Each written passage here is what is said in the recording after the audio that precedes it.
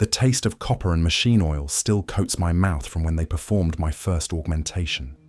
My name is Lexus Dane, or it was, before the Mechanicus renamed me Magos Biologis Lexus-7749. I remember being human. I remember what it felt like to taste real food, to feel sunlight on unmodified skin, to sleep without dreaming in binary. You think that makes me blessed, elevated above mere flesh. But you don't know what I've seen in the forges of Mars. You don't know what they do to initiates in the conversion chambers. You don't know the price we pay, piece by piece, organ by organ, memory by memory, to serve the Omnissiah.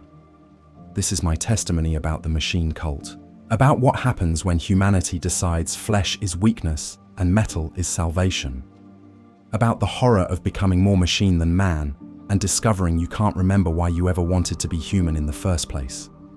Chapter 1. Flesh is weak. I was 17 years old when the Mechanicus chose me. The selection teams come to every imperial world, searching for candidates. They're looking for specific traits: high intelligence, mechanical aptitude, religious devotion to the god emperor, and, most importantly, the psychological profile that suggests you'll survive what comes next. Most people think it's an honor to be selected. Most people are idiots. I was working in my father's manufactorum on Gathis Prime, a mid-level industrial world that produced agricultural equipment for the sector. Standard work, assembly line maintenance, quality control, basic repairs. Nothing glamorous. But I was good at it. Better than good. I could diagnose a machine's problem just by listening to it run, could predict failures before they happened, could optimize systems that veteran engineers said were already perfect. The Mechanicus noticed. They came on a cold morning during the third shift. 3 tech priests in their red robes, their bodies already heavily modified, accompanied by a dozen Scitarii, the cybernetic soldiers who serve as the Mechanicus military. The manufactorum went silent when they entered. Everyone knew what it meant when the priests came recruiting. Lexus Dane, the lead priest said. His voice wasn't human anymore, synthesized through a Vox unit implanted in his throat, flat and emotionless. You have been evaluated and found suitable for Mechanicus training. You will accompany us to Mars immediately. This is a great honor. It wasn't phrased as a request. My father stepped forward, his face pale. Please, he's my only son. The manufactorum needs him. I need him. Can't you choose someone else? The tech priest's augmetic eyes, cold metallic lenses where biological eyes should have been, focused on my father. The Omnissiah's need supersedes familial bonds. Your son will serve a greater purpose. You should be grateful. I'm not grateful, my father said, his voice breaking. He's 17 years old. He's just a boy. Please. The Scitarii raised their weapons, not aiming, not threatening, just ready. My father fell silent. I looked at him, really looked, trying to memorize his face, the grey in his beard, the oil stains on his work clothes, the way his hands trembled slightly, a legacy of 40 years operating heavy machinery. He'd raised me alone after my mother died in a chemical spill when I was 6. Taught me everything about machines, everything about honor and duty. It's okay, Father, I said. My voice sounded calmer than I felt. This is an honor. The Omnissiah has chosen me. I'll serve well. He knew I was lying, knew I was terrified, but he also knew there was no choice. When the Mechanicus selects you, you go. Refusal means execution, not just for you, for your family, for everyone who might have influenced your decision.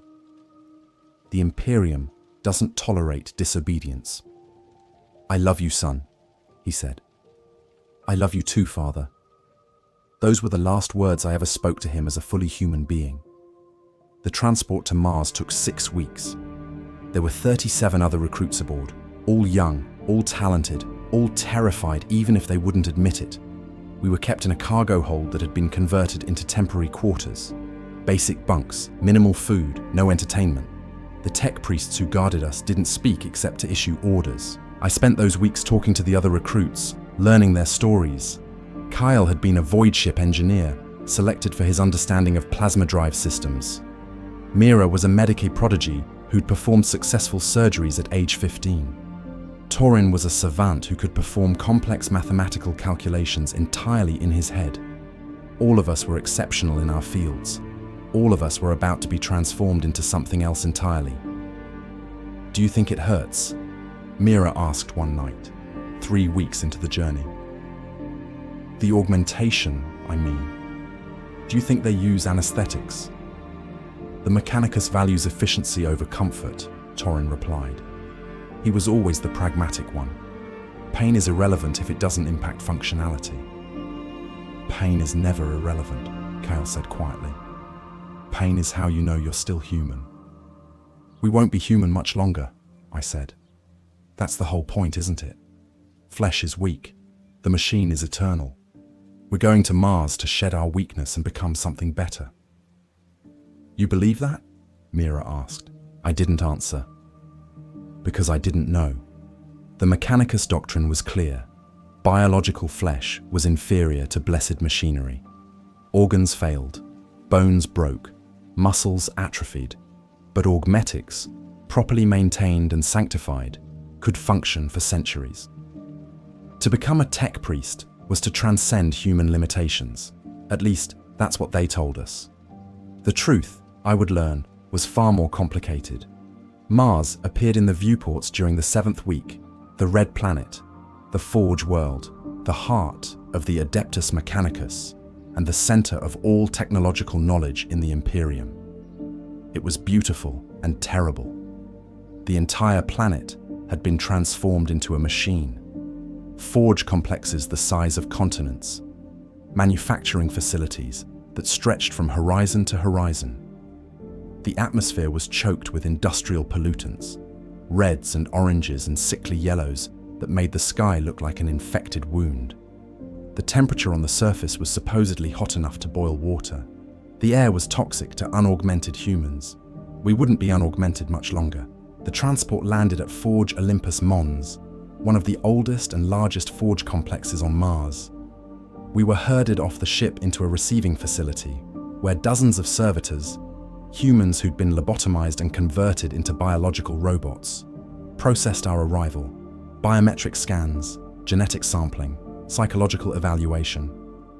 Each of us was catalogued, analyzed, and assigned a classification number. I became Initiate 07749. A tech priest, whose augmetics had replaced most of his face, addressed us in a cavernous hall that smelled of machine oil and incense. "You are no longer citizens of your birth worlds," he announced, his voice amplified by vox units. "You are initiates of the Adeptus Mechanicus. You have been chosen to serve the Omnissiah, the machine god, the aspect of the Emperor that dwells in all technology. This is the greatest honor a human can receive. Many of you will not survive the training. Those who do will be elevated beyond your weak biological origins. You will become the servants of the machine. You will maintain the holy technology that keeps the Imperium functioning. You will be priests of the one true faith." He paused, his augmetic eyes scanning across us. "But first, you must prove yourselves worthy. Your training begins immediately. Report to your assigned dormitories. Tomorrow, you begin your education in the mysteries of the machine. Tomorrow, you take your first steps on the path from flesh to steel." The dormitories were cramped cells carved from the mountain itself, 6 initiates per room, sleeping in metal bunks with a single shared bathroom that barely functioned. I was assigned to a cell with Kale, Mira, Torin, and 2 others I didn't know well. That first night, none of us could sleep. "My sister wanted to be a painter," Mira said suddenly in the darkness. "She was talented, could make anything look beautiful. But talent doesn't matter if you're not chosen by the right people. She'll spend her life in some manufactorum, making parts for machines she'll never understand. And I'll spend my life becoming a machine. I don't know which of us got the worst deal." "At least we'll matter," Kyle replied. "We'll serve the Omnissiah, maintain the technology that keeps the Imperium alive. That's purpose. That's meaning." "That's what they tell us," I said. "But I wonder if it's true." or if we're just resources being exploited. Raw materials to be processed and converted into useful tools. Does it matter? Torin asked. We're here. There's no going back. We either succeed and become tech priests, or we fail and become servitors. Those are the only two outcomes, so we might as well succeed. He was right, of course. The Mechanicus didn't release failures. If you couldn't make it as a tech priest, you were converted into a servitor. Your higher brain functions destroyed, your body augmented for specific tasks, your entire existence reduced to simple programmed responses. You became a biological machine, more robot than human, serving forever without thought or feeling. It was the fate we all feared more than death. Morning came early, if you could call it morning in a forge complex, where the lights never truly dimmed and the machines never stopped running.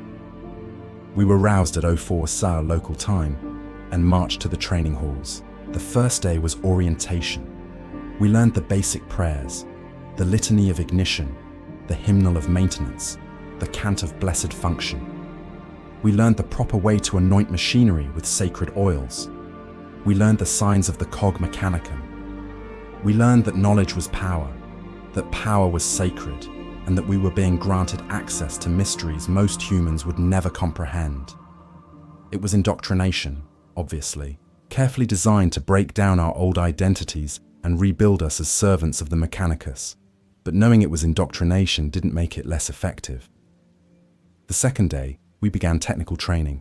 They started us on simple devices, cogitators, power cells, basic mechanical systems. We learned to diagnose faults, to perform repairs according to sacred ritual, to chant the proper prayers while working. The Mechanicus didn't separate religion from engineering.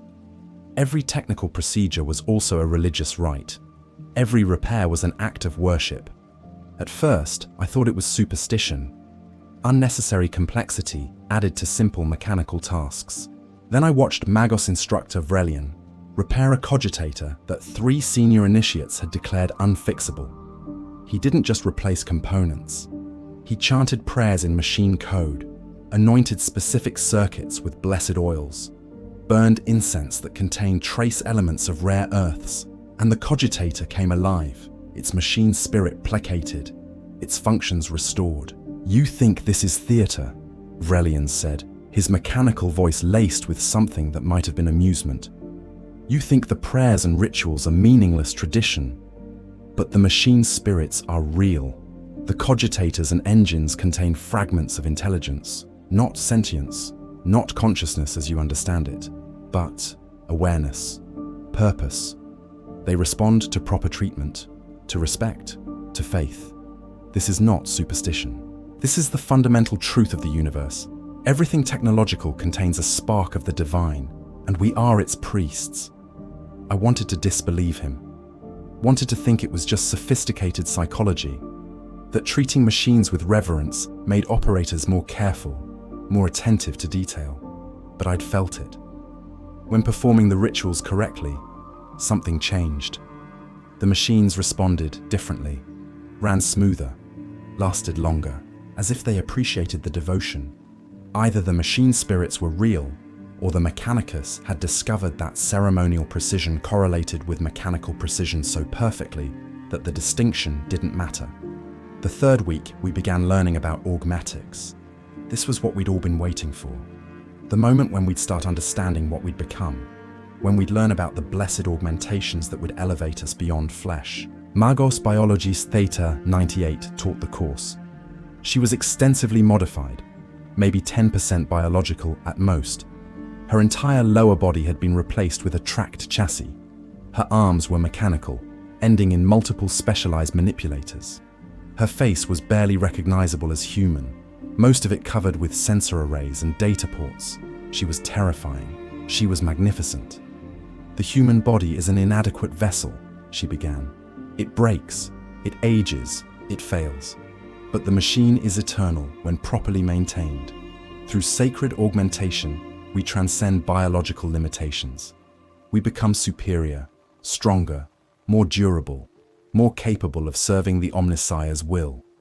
She displayed holographic images of various augmetics, replacement limbs that never tired, optical implants that could see across multiple spectrums, auditory enhancers that detected sounds beyond human range, organ replacements that didn't fail or decay. Each of you will receive your first augmentation within 6 months, Theta 98 continued. The procedures are painful. Your body will reject the machine initially, but through sacred unguents, immunosuppressants, and continuous prayer, the flesh will learn to accept its metal superior. You will begin your transformation from mere human to blessed servant of the machine. What's the first augmentation? Someone asked. That depends on your specialty and aptitude, but most initiates begin with either respiratory augmentation, allowing you to breathe the Martian atmosphere without assistance, or a basic cortical implant to enhance memory and data processing. Both procedures have approximately an 87% survival rate. The room went very quiet. 13% die? Kyle asked. Die or suffer complications requiring servitor conversion, Theta 98 corrected. But this is expected. The weak flesh cannot always accept the machine's blessing. Those who fail were not worthy. Those who succeed prove themselves chosen by the Omnissiah. You should consider it an honor to undergo the trial. That night, back in our dormitory, Mira was crying quietly. 13%, she whispered. That's 1 in 8. There are 37 of us. That means statistically, 5 of us will die or be converted. 5. We'll survive, I said, trying to sound confident. We were chosen because we're strong enough, smart enough. We'll make it through. But I was lying. We all knew I was lying. Because the horrifying truth was beginning to sink in. The Mechanicus didn't care about us as individuals. They cared about the end product. If we succeeded, we became useful tech priests. If we failed, we became servitors, still useful, just in a different way. We weren't people being elevated. We were raw materials being processed, and there was absolutely nothing we could do about it. Chapter 2. The first conversion. My first augmentation was scheduled for 5 months and 17 days after arrival on Mars. The intervening time was brutal education. We studied 16 hours per day, learning machine code, sacred rituals, engineering principles, imperial technology classifications, and the theological foundations of the cult Mechanicus. We memorized prayers in binary. We learned to interface with basic cogitators. We practiced maintenance rituals until we could perform them blindfolded. Of the original 37 initiates, 4 were already gone. 1. A boy named Service from a forge world in the galactic east had a mental breakdown during the 3rd month. Started screaming that the machines were speaking to him, that they were demanding sacrifices, that the Omnissiah wanted blood. The instructors took him away. We never saw him again, but rumors spread that he'd been converted into a servitor working in the deep manufactorums. 2 others failed their technical examinations repeatedly. The Mechanicus has no tolerance for inability. If you can't master the mysteries, you can't serve as a priest. They were reassigned. The 4th, Mira, my dormitory mate who'd been so talented in medicine, died during a training accident. A plasma conduit she was repairing exploded, flooding the chamber with superheated gas. She burned to death before the fire suppression systems activated. We mourned her for exactly 1 day. Then we continued training. The Mechanicus doesn't allow grief to interfere with function. The remaining 33 of us grew closer, bonded by shared terror and determination. We helped each other study, covered for each other's minor mistakes, shared what little food we received, became a family of sorts, though we all knew that even this would be temporary. Once augmentation began, we'd start diverging into different specialties, different levels of modification, different degrees of humanity. The night before my scheduled augmentation, I couldn't sleep. I lay in my bunk, staring at the metal ceiling, listening to Kyle snore and Torin mumble equations in his sleep. My stomach churned, my heart raced, my hands trembled. I was terrified. The augmentation was supposed to be a respiratory upgrade, a relatively simple procedure that would replace my biological lungs with superior mechanical versions. The benefits were obvious.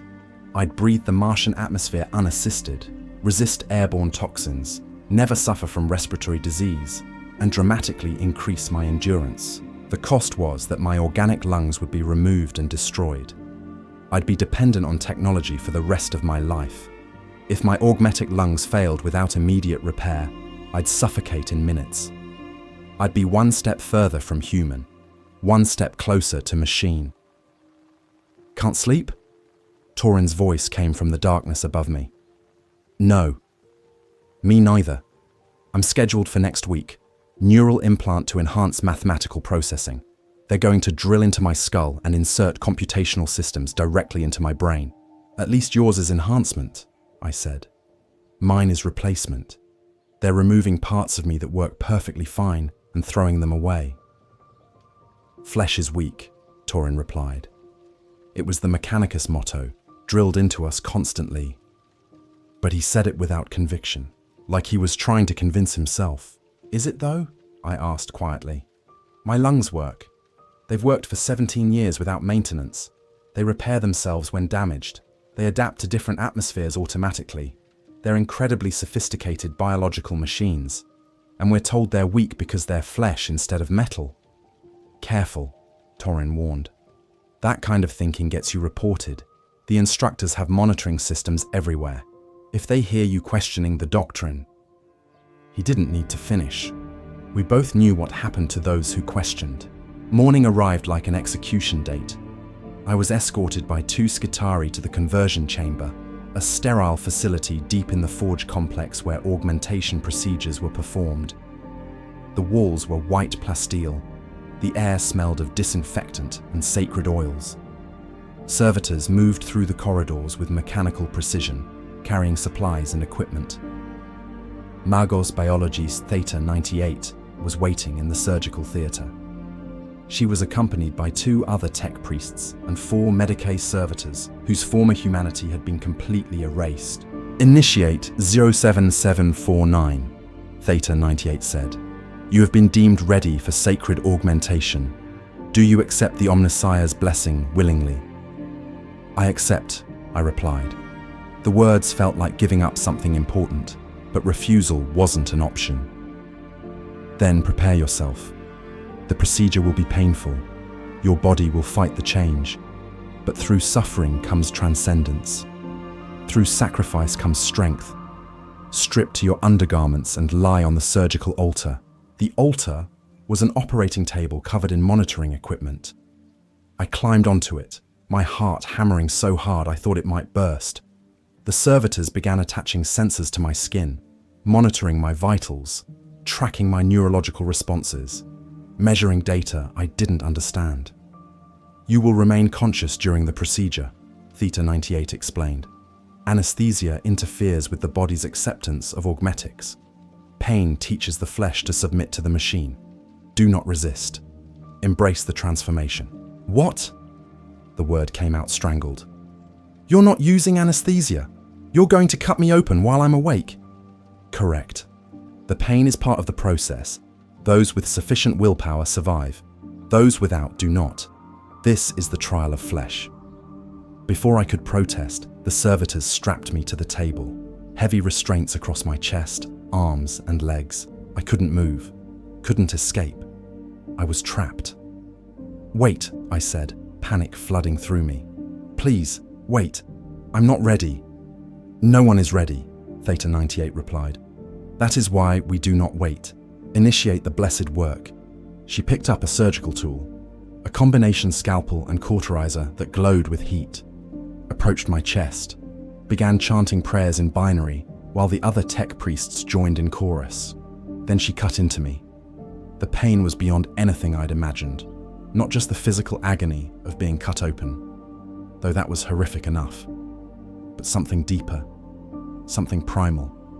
My body screaming that this was wrong, that I was being violated, that I needed to fight or flee or do anything except lie there and accept the mutilation. But I couldn't move. The restraints held me perfectly still while they worked. I screamed, begged, cried. prayed to the Emperor for mercy. None came. Through the haze of agony, I watched them open my chest cavity, saw my ribs spread apart with mechanical precision, saw my biological lungs, pink and wet and still functioning, exposed to the sterile air. The flesh is weak, Theta 98 chanted. The machine is eternal. We remove the weakness. We install the strength. Praise be to the Omnissiah. One of the other tech priests held up the augmetic lungs, beautiful mechanical constructions of blessed metals and synthetic materials. They gleamed in the surgical lights, perfect and pure and inhuman. They disconnected my biological lungs carefully, one at a time. Each disconnection brought a new wave of suffocation panic as I struggled to breathe. The servitors injected me with oxygenated fluids to keep my brain alive, but my body didn't understand. My body thought I was dying. Maybe I was. They removed my lungs completely. Just pulled them out and tossed them into a disposal unit like garbage. 17 years of faithful service, and they were thrown away without ceremony. Then they installed the augmetics. The procedure took 4 hours.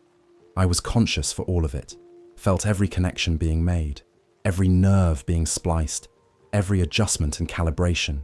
The pain never stopped, never even diminished. It just continued, wave after wave, until I couldn't remember what it felt like not to hurt. But the worst part wasn't the pain. The worst part was the moment my new lungs activated. I felt them start, felt the mechanical systems engage, felt air being pulled in and processed and distributed with perfect efficiency. And I realized I couldn't feel myself breathing anymore. The automatic reflex, the unconscious rise and fall of my chest, was gone, replaced by something that worked better but felt wrong. I wasn't breathing. A machine was breathing for me. The procedure is complete, Theta 98 announced. Initiate 07749 has survived sacred augmentation. Recovery period 72 hours, then return to standard training duties. The Omnissiah is pleased. They unstrapped me and moved me to a recovery cell. I lay there, unable to move from weakness and shock, feeling my new lungs work with mechanical precision. In, out, perfect rhythm, perfect efficiency, perfect horror. Because I'd crossed a line I could never uncross. I was no longer fully human. Part of me had been removed and replaced, and I could feel the difference in every moment. Cale visited me on the second day of recovery. He looked pale, frightened. His own augmentation was scheduled for the next day. "How bad was it?" he asked. "Worse than you can imagine," I said honestly. "They don't use anesthesia. You're awake for everything. The pain is... I don't have words, but you survive it. Somehow. You just endure." "I'm terrified." "Good. You should be. Fear is appropriate, but fear won't save you. Nothing will save you. They're going to do it regardless, so you just have to survive." He left looking even more pale than when he arrived.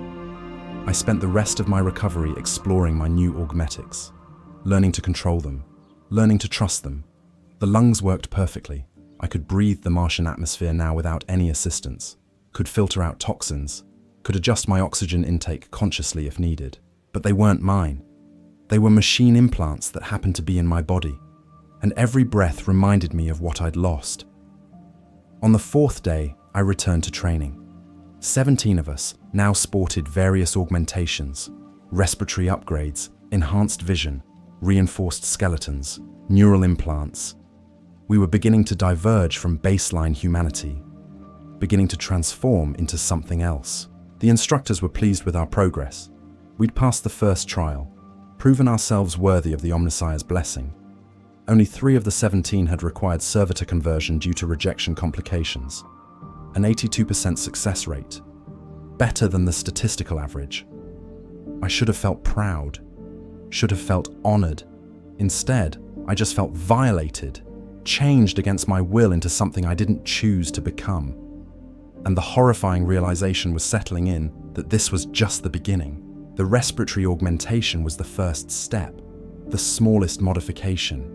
Over the coming years, If I survived, I'd undergo dozens more procedures, each one removing more biological components, each one replacing flesh with machine, each one taking me further from the person I'd been, until eventually there'd be almost nothing left of Lexus Dane. Just Magos Biologis Lexus-7749, a collection of blessed machines and a few organic components serving the Omnissiah until even those final pieces failed. "You're adapting well," Magos instructor Vrelian told me during a private assessment. "Your integration rate is excellent. The machine spirits of your augmetics have accepted you. You'll go far in the Mechanicus." "Thank you, Magos," I replied automatically. "You don't sound grateful." "I am grateful." Another lie. I was getting good at lying, at saying what they wanted to hear while feeling something entirely different inside. "Good, because your next augmentation is scheduled for 6 months from now. Cortical implant. We'll enhance your cognitive processing and memory. After that, we'll begin considering what specialization path you'll pursue. Biologis, Metallurgicus, Dominus, or one of the other disciplines. You have potential. Initiate. The Omnissiah has blessed you with survival and ability. Use them well." He left me standing in the training hall, surrounded by machines I was learning to serve, and I felt something I'd never expected to feel on Mars. I felt trapped, not physically, though the Forge complex was certainly a prison of sorts, but trapped in a process I couldn't stop, a transformation I'd never truly agreed to, a future where I'd become less human with each passing year until I couldn't even remember why that mattered. The Mechanicus claimed this was elevation, transcendence, shedding weakness to embrace strength, but it felt like death, slow death by replacement. The ship of Theseus turned into a doctrine. Replace enough parts. And are you still the same person? Replace almost everything, and can you claim to be a person at all? These were dangerous thoughts, heretical thoughts, the kind of thinking that got you converted into a servitor. So I pushed them down, buried them deep where the monitoring systems couldn't detect them, put on the face of a faithful initiate, grateful for the Omnissiah's blessings. And I continued my training, preparing for the next augmentation, the next piece of myself I'd lose, the next step on the path from flesh to steel. This was the horrifying truth they didn't tell you when they selected you. Becoming a tech priest meant agreeing to your own gradual extinction, to being erased one piece at a time and replaced with something that served better, but felt nothing. And the worst part? I was beginning to understand why they did it. Because the machines didn't hurt, didn't fear, didn't mourn what they'd lost. The more you replaced, the less you felt. The less you felt, the easier it became to continue. Maybe that was the real goal, not elevation, not transcendence, just numbness, the ultimate anesthetic for the pain of existence. And I had decades of augmentation ahead of me. Chapter 3. Machine Dreams. 6 months after my respiratory augmentation, they implanted the cortical processor.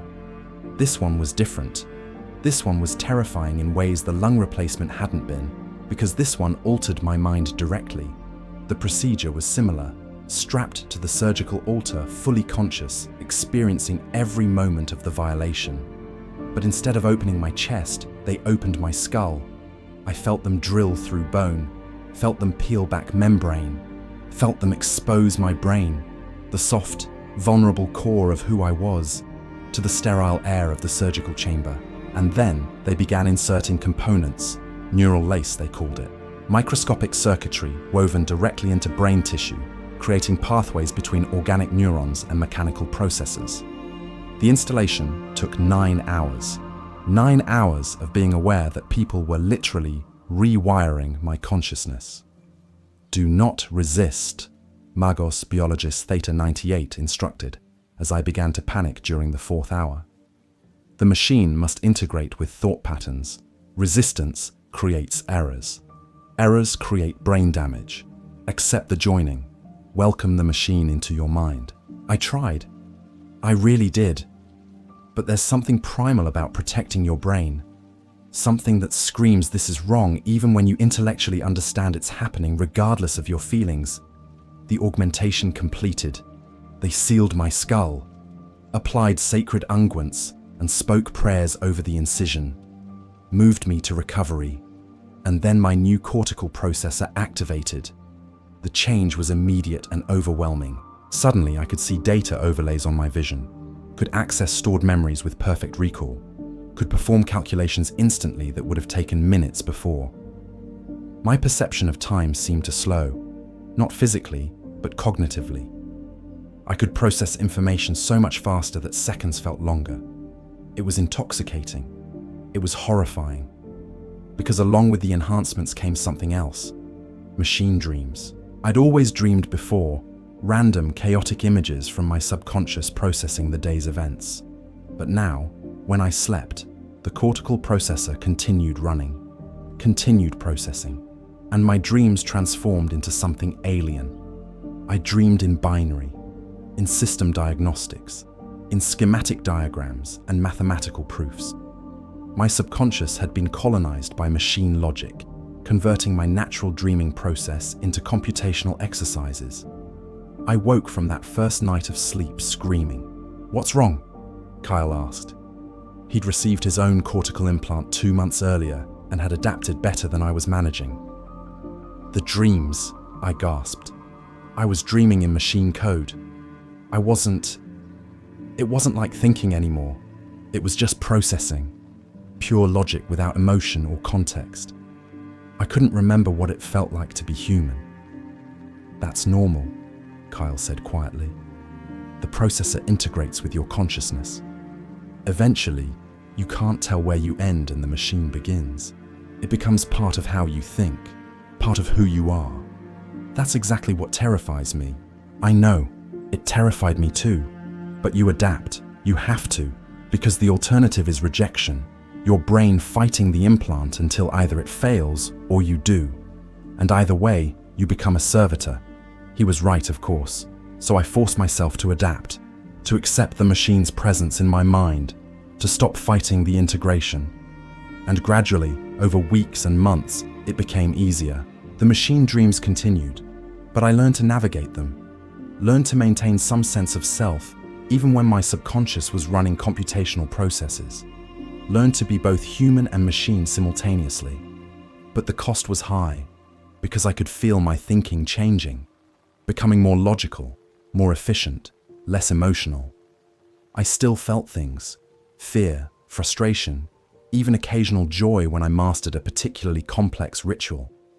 But those feelings were muted, processed through logical filters, analyzed for utility rather than experienced for their own sake. I was becoming what the Mechanicus wanted, a priest who thought like a machine while still retaining enough humanity to interface with the organic world.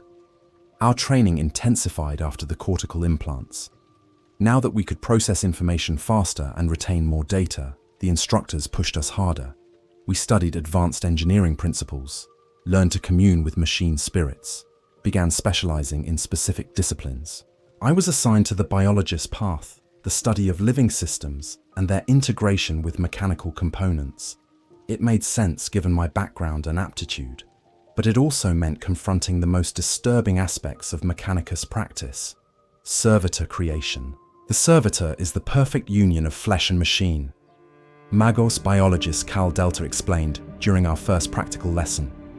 A human body, lobotomized to remove problematic consciousness, augmented for specific functions, programmed for obedience. They are tools, not people, resources, not souls. Learn this distinction. It is crucial.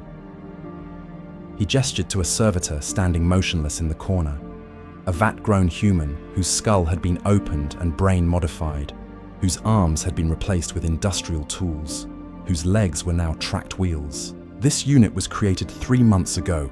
It performs maintenance in the deep manufacture rooms. It will serve for approximately 40 years before degradation requires recycling. It feels no pain, no boredom, no existential dread. It simply functions. This is efficiency. This is the Omnissiah's design.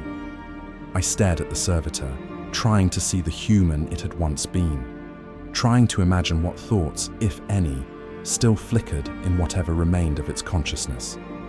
Can they think? I asked. Do they have any awareness? Irrelevant questions, Cal Delta replied. Higher brain functions are removed during conversion. What remains is sufficient for motor control and basic task execution. Whether that constitutes awareness is a philosophical debate, not a practical concern. They function. That is all that matters. But they were human once. Everything is something else before it becomes what it is, Cal Delta said dismissively. Your lungs were human lungs before they became machine components. Now they are blessed augmetics. The transformation is the same principle.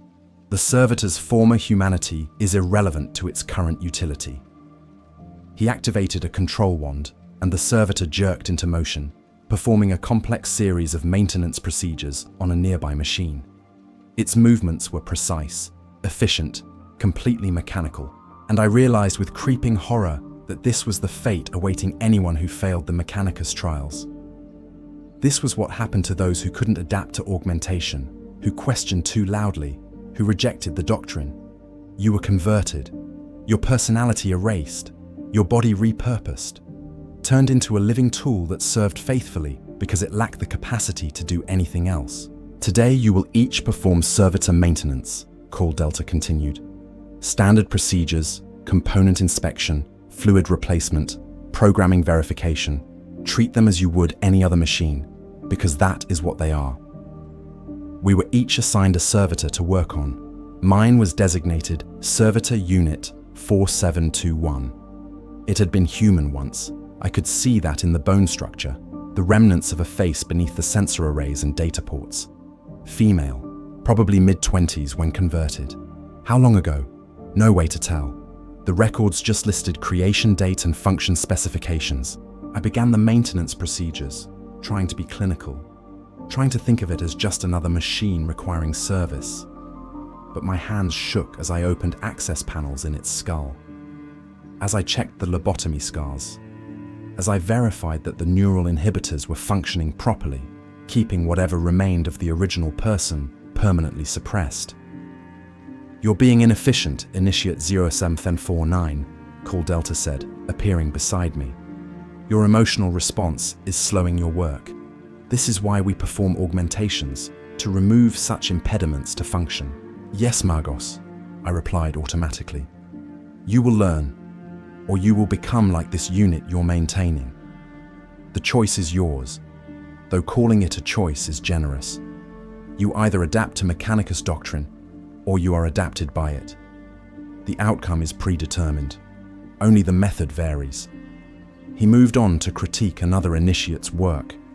I continued the maintenance, forcing my hands steady, forcing my mind to process the servitor as equipment rather than a person, forcing myself to become the emotionless machine the Mechanicus wanted, and succeeding bit by bit.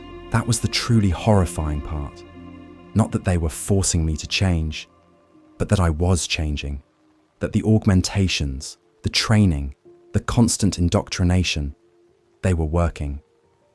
I was becoming less human by the day, and I could feel it happening, but couldn't stop it. Kyle and I talked about it sometimes, late at night in our dormitory, when we thought the monitoring systems weren't paying attention. Do you remember your family? He asked one night, about 8 months after our cortical implants. I tried to visualize my father's face. The image came up immediately, perfect recall thanks to the cortical processor. Every detail exact, but it felt like looking at a pict capture rather than remembering a person I loved. I remember the data, I said slowly.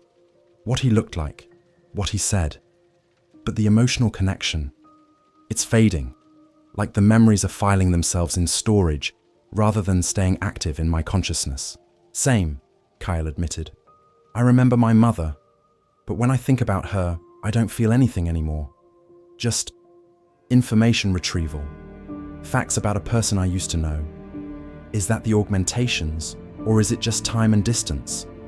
Does it matter? Either way, we're losing what made us, becoming something else, something that processes rather than feels. Flesh is weak, I said bitterly, quoting the doctrine. Yeah, but maybe weakness isn't always bad. Maybe being able to feel loss is important.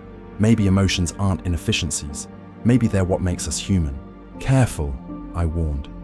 That kind of thinking gets you converted, I know. But someone needs to think it. Someone needs to remember that we're losing something valuable, even if it's inefficient. We fell silent, both of us contemplating futures where these conversations would become impossible, where we'd be too augmented, too machine-like to question our transformation. The next morning, Cale was gone. The instructors said he'd been transferred to a different training facility, specialized instruction for his particular aptitudes. We'd probably never see him again. Standard procedure for initiates who showed promise in specific disciplines, but Torin pulled me aside later. I heard him arguing with Magos instructor Vrelian yesterday about servitor ethics, about whether the Mechanicus had the right to erase human consciousness. He was loud, angry, the kind of anger that gets you flagged for temperamental instability.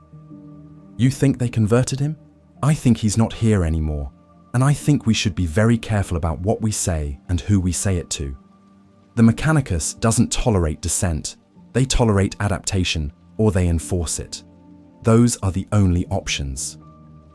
Torin was right, and I was learning that lesson more thoroughly every day. Over the next year, I received 3 more augmentations. A biomechanical heart to replace my biological one. More efficient, more durable, incapable of emotional palpitations. Enhanced vision with multiple spectrum viewing, and metacarpal replacement. My hands converted to precision manipulators capable of performing surgery at the molecular level. Each procedure followed the same pattern, conscious throughout. Immense pain, recovery period, integration, and the gradual acceptance that I was less human than I'd been before. By my 3rd year on Mars, I was approximately 40% augmented. More machine than flesh. My original body was being dismantled piece by piece, replaced with blessed technology that worked better but felt wrong. I passed my initiate trials and was elevated to Adept rank. Adeptus Biologis Lexus-7749, now authorized to perform simple servitor maintenance and assist in augmentation procedures. I was becoming part of the system that had transformed me, contributing to the same horror I'd been subjected to. The cognitive dissonance should have been overwhelming, but my cortical processor helped me compartmentalize, helped me separate what I thought from what I felt, helped me function despite the contradiction. That was its purpose, I realized, not just to enhance thinking, but to make thinking incompatible with feeling, to convert emotional objections into logical assessments, to turn people into processors. I was working in the conversion chambers when I saw her, a new initiate, maybe 16 years old, being prepared for her first augmentation.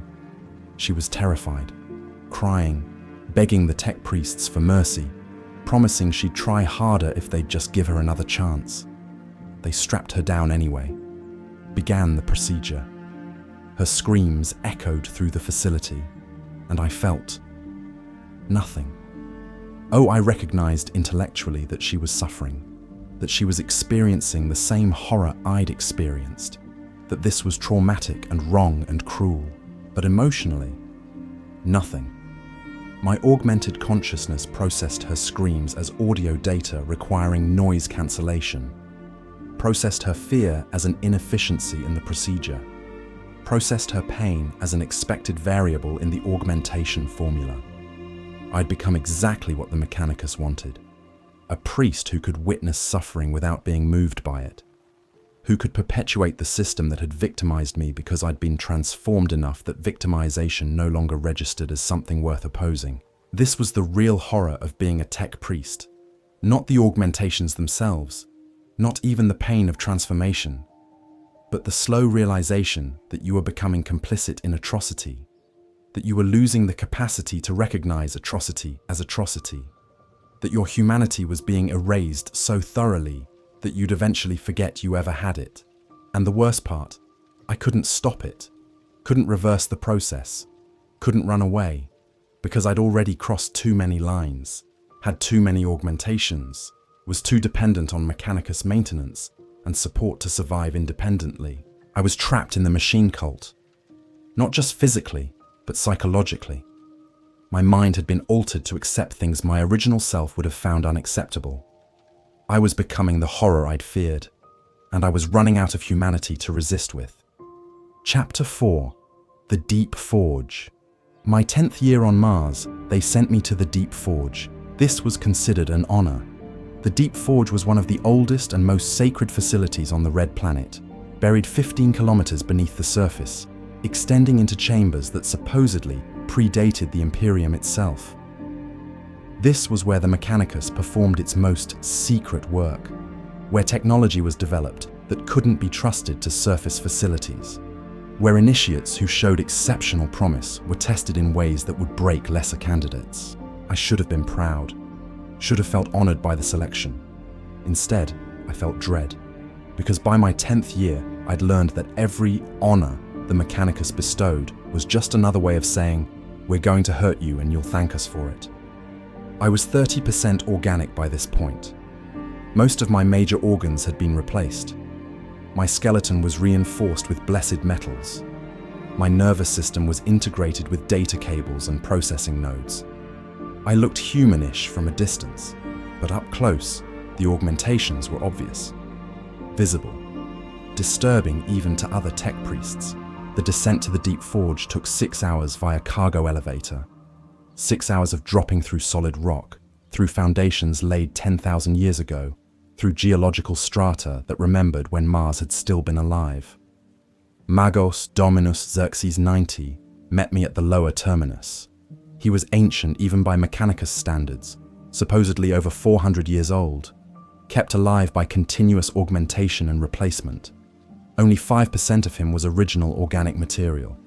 The rest was machine, carefully maintained and ritually blessed. Adeptus Lexus-7749, he said, his voice synthesized through speakers that had replaced his throat centuries ago.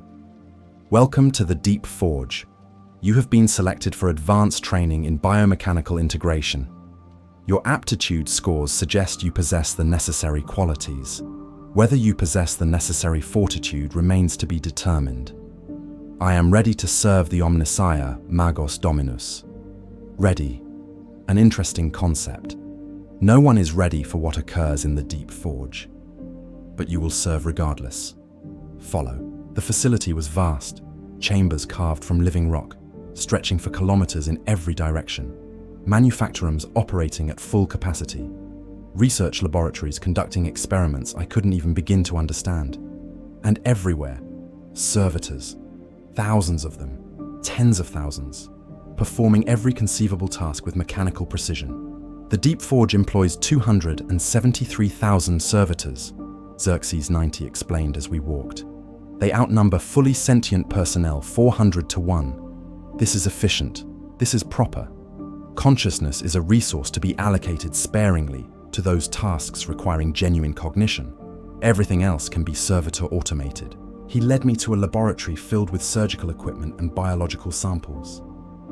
You will work here for the next 5 years, learning advanced biomechanical integration techniques. Specifically, you will learn to create specialized servitors for classified projects. This work requires precision, creativity, and the ability to overcome squeamishness. I'm not squeamish, Magos Dominus. Everyone is squeamish until they're not. We'll see which category you inhabit soon enough. My first assignment was simple. Take a human body, vat-grown, never conscious, and convert it into a deep maintenance servitor capable of operating in extreme radiation environments. Standard procedure. Install the necessary augmetics, program the neural pathways, verify functionality. I completed it in 3 days. Xerxes-90 was impressed. Adequate work. The unit functions within acceptable parameters. You may proceed to more complex projects. The projects escalated quickly. Combat servitors designed for specialized warfare. Medical servitors capable of performing surgery in conditions that would kill human surgeons. Industrial servitors built to withstand pressures and temperatures that would vaporize unprotected flesh. I was good at it. Better than good. My augmented mind could visualize the necessary modifications, could calculate optimal configurations, could integrate biological and mechanical systems with increasing sophistication, and I felt nothing while doing it. These were just construction projects, complex engineering challenges. The fact that my materials were human bodies was irrelevant. They were resources to be shaped and utilized. 6 months into my Deep Forge assignment, Xerxes 90 gave me a new project. "This one is different," he said, gesturing to a stasis pod in the corner of the laboratory. "This is not vat-grown. This is a failed initiate, couldn't adapt to augmentation, rejected the cortical implant, organic tissue incompatible with mechanical integration.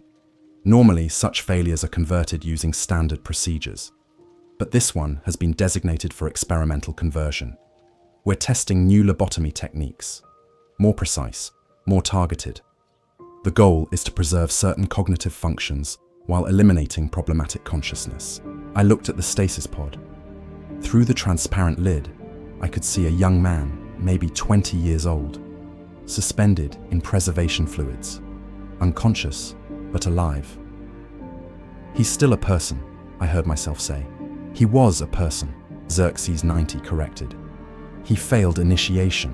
His fate was sealed by his own inadequacy. We're simply determining the most efficient method of conversion. Your squeamishness is noted and irrelevant. Begin the procedure." I should have refused, should have protested, should have done something to resist, but I didn't. Because 10 years of augmentation and indoctrination had changed me. My cortical processor analyzed the situation logically. Refusal would result in punishment, possibly my own conversion. Compliance would result in career advancement. The failed initiate was going to be converted regardless. My participation or lack thereof changed nothing about his fate. So I opened the stasis pod. The young man didn't wake. Heavy sedation kept him unconscious.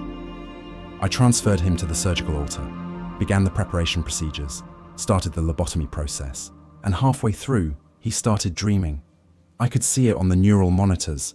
Despite the sedation, despite the partial lobotomy, his brain was generating dream activity, REM patterns, emotional responses. He was dreaming about home.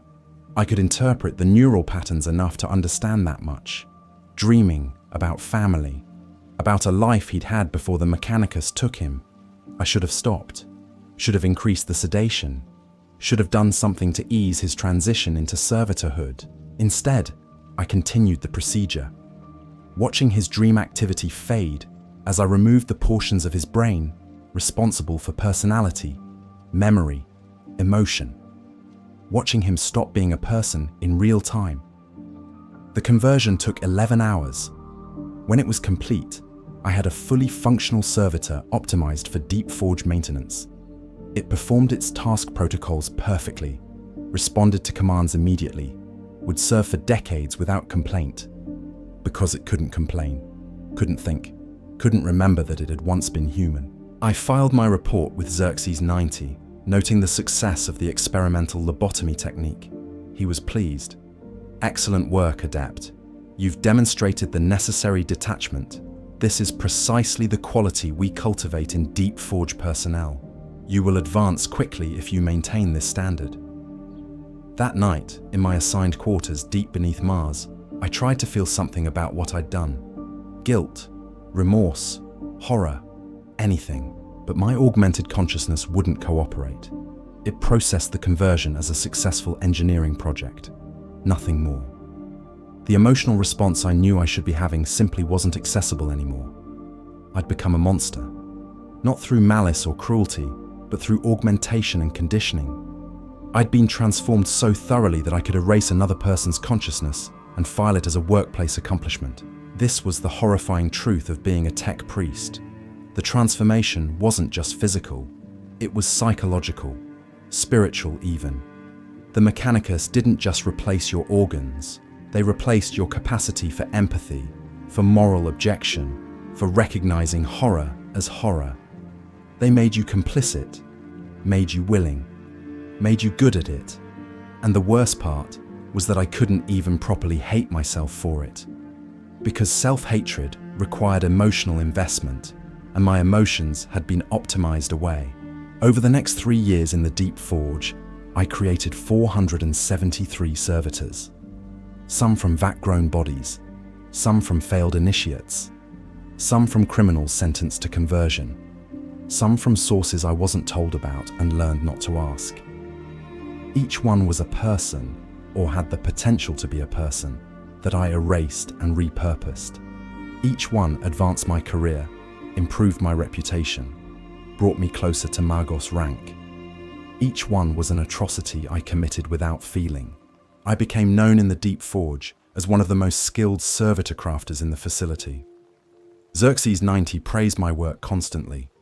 Other Magi requested my assistance on their projects. I was consulted on experimental procedures and innovative conversion techniques. I was successful, valued, respected. I was a murderer who'd killed hundreds of people and converted their bodies into tools, and I couldn't even properly understand why that should bother me. The turning point came during my 14th year on Mars. I was assigned to convert a batch of failed initiates, 15 of them, all rejected for various inadequacies: standard mass conversion, assembly line servitor production. I'd done it dozens of times, but one of the initiates, when I opened his stasis pod, had a face I recognized. Torin, my old dormitory mate from the first year. The mathematician who'd tried to help me adapt, who'd survived his cortical implant and progressed to advanced training, who I'd assumed had succeeded somewhere else in the Mechanicus hierarchy. Except he hadn't succeeded. He'd failed, been designated for conversion, and now he was in my laboratory, unconscious and waiting for me to erase him. I checked his file. The official reason: chronic questioning of doctrine, repeatedly expressed concerns about servitor creation ethics, deemed unsuitable for priesthood, approved for conversion. He'd been converted for having doubts, for maintaining his humanity, for refusing to become the kind of person who could do what I'd been doing for 3 years. I stood over his unconscious form, holding the surgical tools, and felt something crack in my augmented consciousness. This was wrong, not inefficient, not suboptimal, not problematic for the Mechanicus. Wrong, morally wrong, ethically wrong. Wrong in a way that transcended logic and efficiency. Torin didn't deserve this. None of them deserved this. And I didn't deserve to keep pretending that what I was doing was acceptable just because I'd been trained to accept it. For the first time in years, I felt human emotion breaking through the augmented barriers. Grief, rage, horror at what I'd become, shame for the hundreds of people I'd already converted. I couldn't save them. They were already gone. But I could save Torin. I could refuse. The decision was instant and absolute.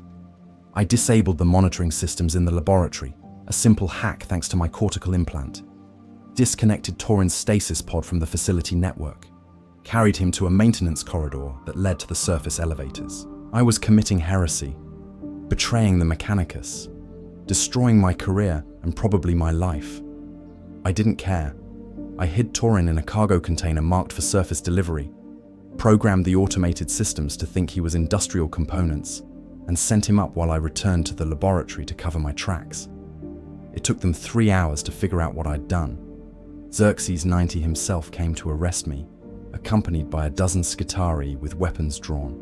"Adeptus Lexus-7749, he said, his synthesized voice cold with fury. "You have committed theft of Mechanicus property. You have interfered with approved conversion procedures. You have demonstrated the same theological instability that resulted in the failed initiate's sentence. Explain yourself." "He didn't fail," I said. "He had doubts. He asked questions. That's not failure, that's being human. And you were going to erase him for it. He was defective. Conversion was the appropriate response. He was a person. They're all people. Every servitor I've created was a person before I erased them. And I'm done. I won't do it anymore. I won't be your butcher." "Then you will be raw material instead." The Skitari raised their weapons. I should have been terrified, should have been begging for mercy.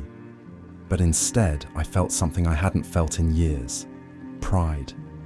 Not in what I'd done. I'd created hundreds of servitors before finally growing a conscience. But in what I was refusing to do next. I was choosing humanity over efficiency, Morality over logic. The person I'd been over the machine I'd become, even if it cost me everything. Do it, I said. Convert me. Make me into one of the tools I've created. At least I'll stop being complicit in your atrocities.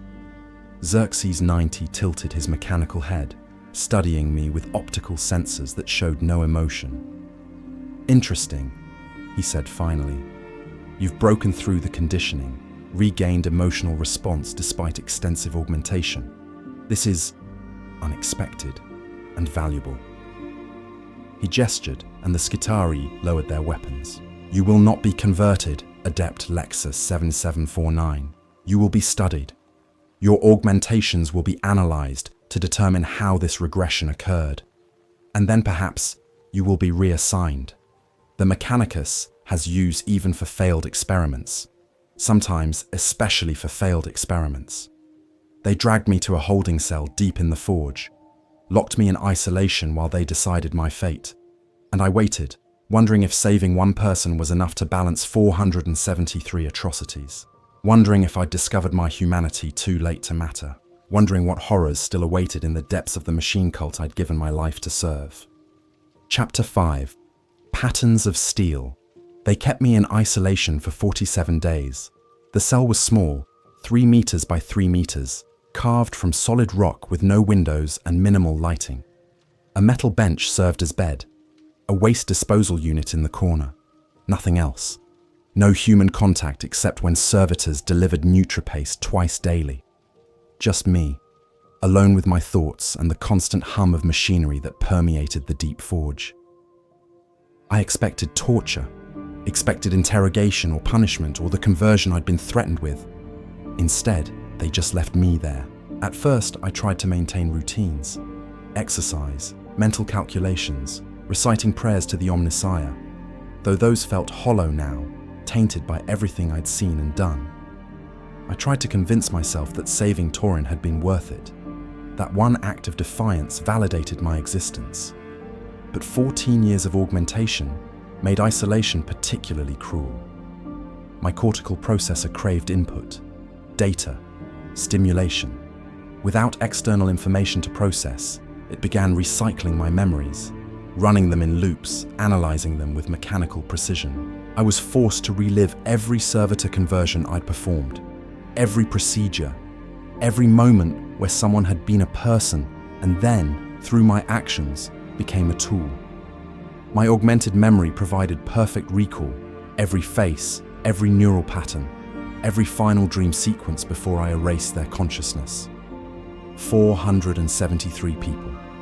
473 murders. Each one catalogued in crystalline detail that I couldn't forget or diminish. By day 20, I was screaming, begging the empty cell for forgiveness, pounding my augmetic fists against stone walls until the metal dented and my organic tissue underneath tore. By day 30, I'd gone quiet, accepted the torture of memory as appropriate punishment. By day 40, I'd started understanding.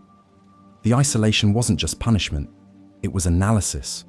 They were observing me, monitoring my psychological breakdown, studying how someone with extensive augmentation could regain emotional response, treating me like a specimen in one of my own experiments. The irony was not lost on me. On day 48, the cell door opened. Xerxes 90 entered, his ancient mechanical body filling the small space with presence and authority. "You have survived isolation," he observed. "This was not certain. Many with your level of augmentation experience catastrophic psychological fracture when denied external input. Your resilience is noted. What do you want?" My voice was hoarse from screaming and disuse. "To understand you. You represent an anomaly. Extensive augmentation that should have eliminated emotional response. Yet you demonstrated pronounced ethical objection. You defied programming that had successfully conditioned you for years. This should not be possible. Yet it occurred. Explain." I laughed bitterly. "You want me to explain how I remembered I was human, how I realized that erasing people's consciousnesses was wrong? There's no technical explanation. I just Saw a friend about to be converted and couldn't do it. The empathy you thought you'd removed came back. Fascinating. And now, after isolation, after forced recollection of your actions, do you still experience this empathy? More than ever. I see their faces constantly. Remember every person I erased. It's unbearable. Good, Xerxes 90 said. I looked up at him, confused. Good, I repeated. You're pleased that I'm psychologically damaged. I am pleased that the conditioning can be broken. That augmentation doesn't inevitably lead to emotional nullification. This is valuable data. The Mechanicus has long operated under the assumption that sufficient augmentation eliminates problematic emotional response. Your existence suggests this assumption may be flawed. So what happens now? You study me further? Vivisect my brain to find out what went wrong with your conditioning? No, I assign you to a new position. He produced a data slate and handed it to me. I read the orders with growing confusion. I was being transferred from the Deep Forge to the Surface Medici facilities, assigned to work with barely augmented tech priests who maintained medical services for baseline humans. It was effectively a demotion. Prestigious Deep Forge work replaced with routine medical maintenance. I don't understand, I said. The Mechanicus is not monolithic, Xerxes 90 explained. There are factions, philosophies, disagreements about doctrine that cannot be openly discussed. Some of us believe the current path, maximum augmentation, minimum humanity, is leading toward extinction. We're becoming so machine-like that we're losing the capacity to understand the organic universe we're supposed to be protecting. You're saying there's a reformist movement in the Mechanicus. I'm saying there are those of us who recognize that flesh and machine serve different purposes, that eliminating one entirely in favor of the other may be suboptimal. You've demonstrated something crucial, that even extensive augmentation doesn't necessarily destroy humanity. That conscious effort can maintain ethical reasoning alongside enhanced capability. This makes you valuable to certain initiatives. What initiatives? That will be explained at your new assignment. For now, understand this. You will not be punished for your defiance. You will be utilized. Your unique perspective, someone who has been both deeply conditioned and broken free of that conditioning, is rare, valuable, perhaps essential for what's coming. What's coming? Xerxes 90's optical sensors word. Change. Inevitable. Necessary change. The Mechanicus cannot continue on its current trajectory indefinitely. Too much knowledge lost, too much humanity discarded, too much focus on preservation rather than innovation. Reform is coming whether the conservative factions accept it or not, and you, Adeptus Lexus-7749, will play a role in that reform. He left without further explanation. 3 days later, I was transported to the surface and assigned to Medicae Complex Theta 9, a facility that provided medical services to Mars's limited baseline human population, mostly support personnel who hadn't been selected for Mechanicus initiation. The head of the facility was Magos Biologis Lexus-7749, a relatively lightly augmented tech priest who still retained approximately 60% organic components. She welcomed me with something that almost resembled warmth. Adeptus Lexus-7749. I've read your file with great interest. Your skills are exceptional. Your ethical revelation is inspiring. Welcome to a very different kind of Mechanicus facility. Magos, I don't understand what's happening. I committed heresy, defied direct orders. By all rights, I should have been converted or executed. By orthodox doctrine, yes, but orthodoxy isn't universal. Come, let me show you what we do here. She led me through the facility. It was nothing like the Deep Forge, clean, well-lit, designed for human comfort rather than industrial efficiency. The medical bays contained actual beds instead of surgical altars. The staff included both tech priests and baseline human medici working together. We treat the workers who keep Mars functioning, Hestia 44 explained. The miners, the farmers in the hydroponics levels, the maintenance crews, people the Mechanicus typically ignores because they're not augmented. Our philosophy is different. We believe organic life has value beyond its potential for conversion. We maintain it, heal it, respect it. That's not standard Mechanicus doctrine. No, it's heresy, technically, but useful heresy that the fabricator general tolerates because we keep the baseline workforce healthy. And quietly, we serve another purpose. We remind tech priests that humanity is worth preserving. That flesh isn't just material to be replaced, but something with inherent value. She showed me to a medical bay where a young girl, maybe 8 years old, lay unconscious, recovering from industrial accident injuries. Her name is Senna, daughter of a hydroponic worker, crushed by falling equipment. We saved her life, repaired the damage using conventional surgical techniques and minimal augmentation. In 6 weeks, she'll recover fully, return to her family, live a normal human life. The deep forge would have converted her, I said quietly. Turned her into a servitor rather than waste resources on extensive medical treatment. Exactly, that's the difference. That's why facilities like this exist, to preserve humanity rather than consume it. Over the following months, I worked in Medici Complex Theta 9, learning to heal rather than convert. Learning to value organic life rather than see it as inferior to machine components. Learning to be a different kind of tech priest, one who understood both the power of augmentation and the importance of restraint. It was harder than I expected. My training in the Deep Forge had conditioned me to see the mechanical solution first, to suggest augmentation rather than healing, to think in terms of replacement rather than repair. But Hestia 44 was patient. She'd guide me through medical cases, showing me when augmentation was appropriate, life-threatening injury with no other option, and when it was excessive, anything that could be healed with conventional medicine. The key is consent, she explained. In the Deep Forge, you converted people who'd failed trials or been sentenced. They had no choice. Here, we only augment when the patient understands what they're receiving and agrees to it. That changes everything. But most initiates don't consent. We're selected and transformed whether we want it or not. I know. That's one of the reforms we're working toward, making Mechanicus initiation truly voluntary, allowing those who don't want extensive augmentation to serve in other capacities, recognizing that not everyone needs to become a machine to be valuable to the Omnissiah. The orthodox factions will never accept that. Perhaps not, but they're aging, becoming more machine, less capable of adaptation. While we, those of us who maintained our humanity, we can change, can grow, can evolve doctrine in ways they cannot. Time is on our side.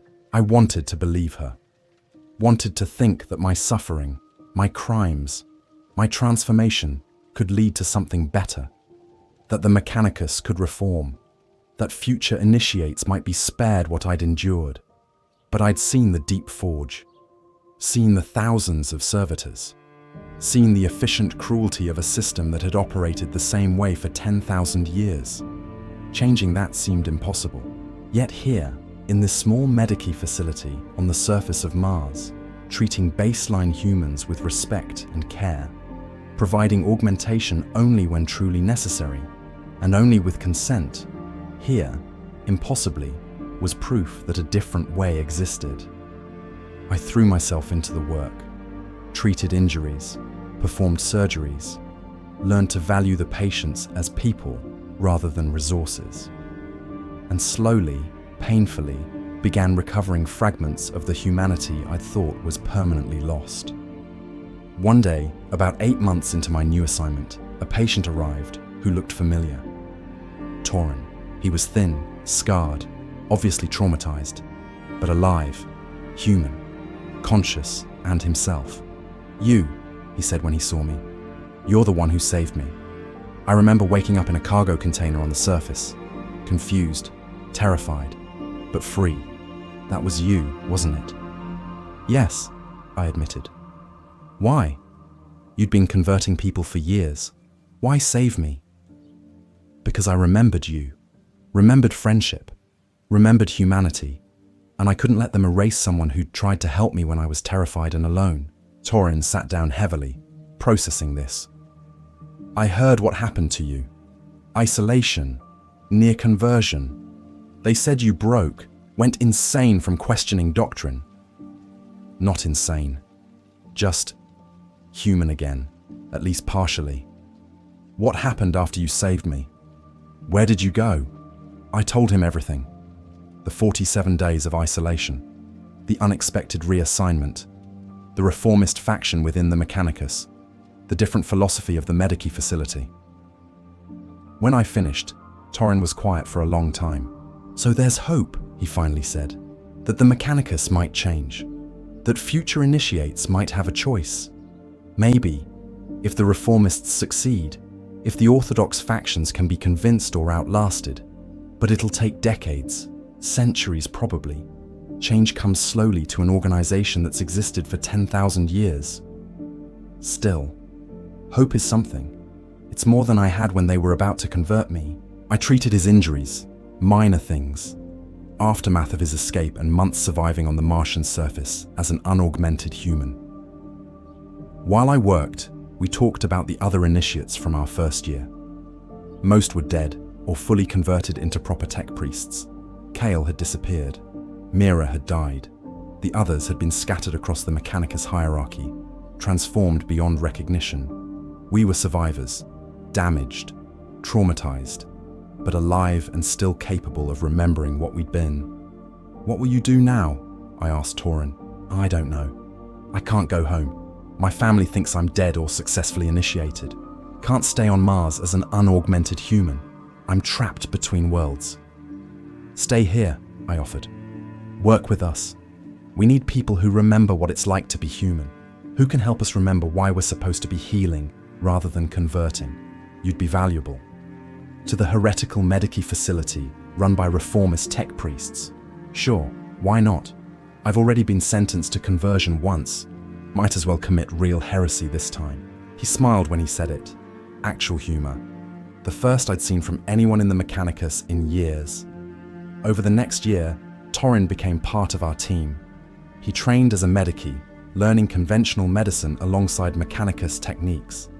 His perspective, someone who'd experienced the horror of near conversion, made him invaluable when counseling patients about augmentation decisions. And slowly, word spread. Other reformist tech priests began reaching out to Medicae Complex Theta 9, visiting, sharing ideas, building networks. We learned we weren't alone. Across Mars and throughout the Mechanicus Forge worlds, there were others who questioned the orthodox doctrine, who believed that maximum augmentation wasn't the only path, who wanted to preserve humanity rather than eliminate it. It was a small movement, heretical by conservative standards, constantly at risk of being purged by orthodox factions, but it was growing. Magos Hestia 44 explained it to me during a late-night conversation, 3 years after my transfer to the surface. The Mechanicus is facing a crisis, she said. We're losing knowledge faster than we're recovering it. Every generation, more archaeotech becomes incomprehensible. More technology becomes ritualized operation without understanding. We're becoming priests of cargo cult engineering, performing ceremonies that work without knowing why. I've noticed, even in the deep forge, we maintain machines we couldn't truly repair, just replaced components and hoped the machine spirits remained placated. Exactly. And the orthodox solution is more augmentation, more ritual, more rigid adherence to tradition. But that's not solving the problem. It's making it worse. The more machine-like we become, the less creative we are, the less capable of genuine innovation. We're optimizing ourselves into obsolescence. So what's the alternative? Balance. Maintaining enough humanity to think creatively while using augmentation to enhance rather than replace. Recognizing that organic brains are better at certain kinds of processing, pattern recognition, intuition, lateral thinking, while machine components excel at calculation, precision, endurance. We need both, not one replacing the other, but working together. That's not the doctrine I was taught.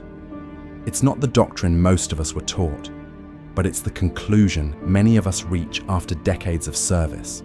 After watching the Mechanicus become increasingly rigid and dogmatic, after seeing innovation punished as deviation from sacred tradition, she paused.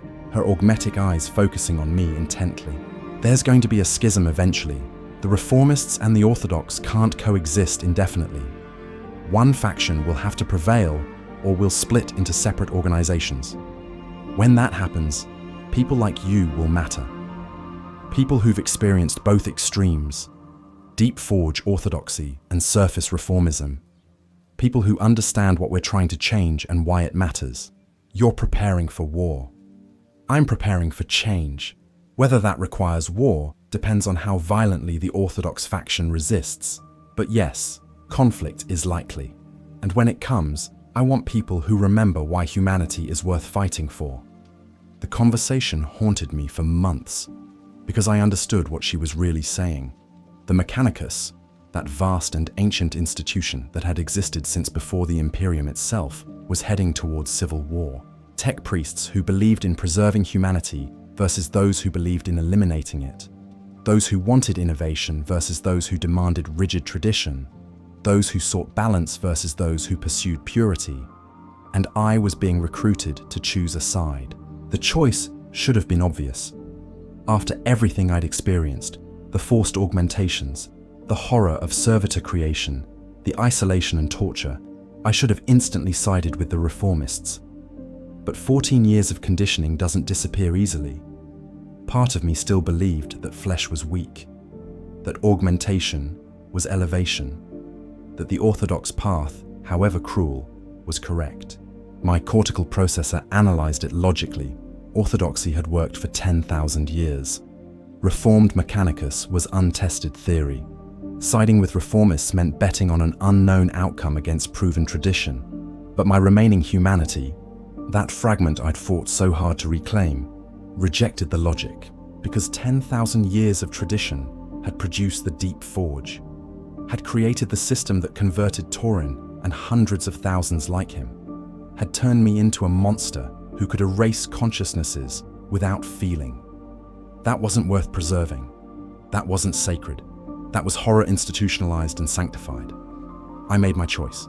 I'm with you, I told Hestia 44. When the schism comes, I'll stand with the reformists.